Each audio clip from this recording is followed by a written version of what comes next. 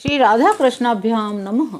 भगवान श्री कृष्ण की कथाओं का आश्रय लेने वाले भक्तजनों, मैं संध्या रानी महात्मा वेद व्यास जी एवं गुरुजनों की आज्ञा से श्रीमद् भागवत महापुराण के दशम स्कंद के 38वें अध्याय को प्रारंभ करती हूँ। अध्याय 38, अक्रूर जी की ब्रज यात्रा। श्री सुखदेव जी कहते हैं, परीक्षित, महामती अक्रूर जी भी वह रात मथुरापुरी में बिताकर प्रातःकाल होते ही रथ पर सवार हुए नंद बाबा के गोकुल की ओर चल दिए।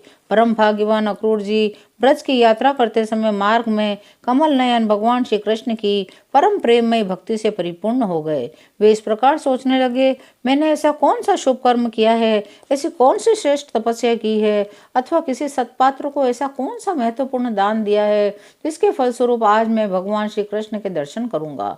मैं बड़ा विषयी हूँ। ऐसी स्थिति में बड़े बड़े सात्विक पुरुष भी जिनके गुणों का ही गान करते रहते हैं, दर्शन नहीं कर पाते। ठीक वैसे ही मैं जैसे शूद्र कुल के बालक के लिए वेदों का कीर्तन अत्यंत दुर्लभ है, मुझ अधम को भी भगवान श्री कृष्ण के दर्शन होंगे, क्योंकि जैसे नदी में बहते हुए तिनके कभी कभी इस पार से उस पार लग ही जाते हैं, वैसे ही समय के प्रवाह से कहीं कोई संसार सागर को पार कर सकता है।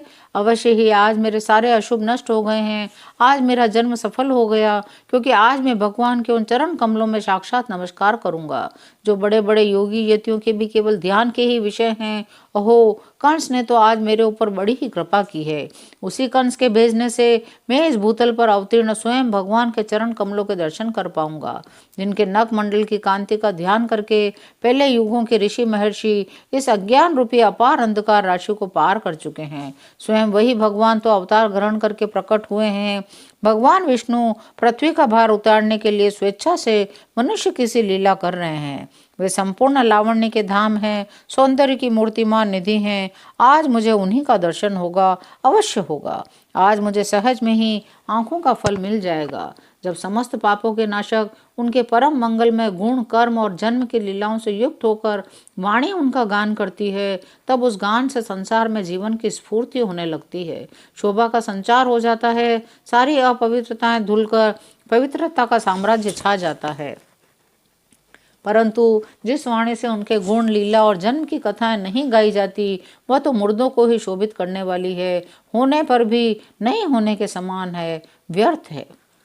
हाँ, तो मैं उन्हें अवश्य देखूंगा, क्योंकि आज मेरा मंगल प्रभात है। आज मुझे प्रातःकाल से ये अच्छे अच्छे शकुन दिख रहे हैं। जब मैं उन्हें देखूंगा तब सर्वश्रेष्ठ पुरुष बलराम तथा श्री कृष्ण के चरणों में नमस्कार करने के लिए तुरंत ही रथ से कूद पड़ूंगा। मैं उनके चरण पकड़ लूंगा। आह, उनके चरण कितने दुर्लभ हैं। मेरे अहो भाग्य, जब मैं उनके चरण कमलों में घिर जाऊंगा तब क्या वे अपना कर कमल मेरे सिर पर रख देंगे। उनके वे कर कमल उन लोगों के लिए सदा के लिए अभेदान दे चुके हैं जो काल रूपी सांप के भय से अत्यंत घबरा कर उनकी शरण चाहते और शरण में आ जाते हैं। मैं कंस का दूत हूँ, उसी के भेजने से उनके पास जा रहा हूँ। कहीं वे मुझे अपना शत्रु तो न समझ बैठेंगे। नहीं नहीं, वे ऐसा कदापि नहीं समझ सकते, क्योंकि वे निर्विकार हैं, सम हैं, अच्युत हैं, सारे विश्व के साक्षी हैं, सर्वज्ञ हैं। वे चित्त के बाहर भी हैं, भीतर भी हैं। अब मेरी शंका व्यर्थ है। अवश्य ही मैं उनके चरणों में हाथ जोड़कर विनीत भाव से खड़ा हो जाऊंगा। वे मुस्कुराते हुए दया भरी स्निग्ध दृष्टि से मेरी ओर देखेंगे। उस समय मेरे जन्म जन्म के समस्त अशुभ संस्कार उसी क्षण नष्ट हो जाएंगे। मैं निशंक होकर सदा के लिए परमानंद में मग्न हो जाऊंगा। मैं उनके कुटुंब का हूँ, मैं उनका अत्यंत हित चाहता हूँ। उनके सिवा और कोई मेरा आराध्य देव भी नहीं है। ऐसी स्थिति में वे अपनी लंबी लंबी बाहों से पकड़कर मुझे अवश्य अपने हृदय से लगा लेंगे।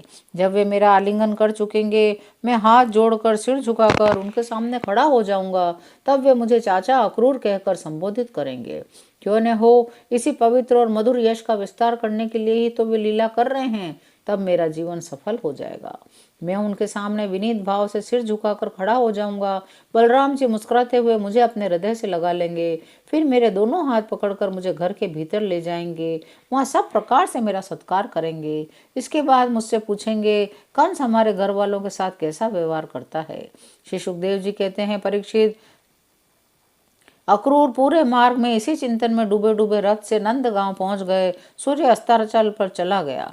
जिनके चरण कमल की रच का सभी लोकपाल अपने किरीटों के द्वारा सेवन करते हैं, अक्रूर जी ने गोष्ठ में उनके चरण चिन्हों के दर्शन किए। उन चरण चिन्हों के दर्शन करते ही अक्रूर जी के हृदय में इतना आह्लाद हुआ कि वे अपने को संभाल न सके, विहल हो गए।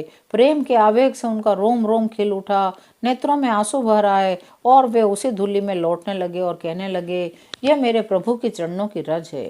कंस के संदेश से लेकर यहाँ तक कि अक्रूर जी के चित्त की जैसी अवस्था रही है, यही जीवों के देह धारण करने का परम लाभ है।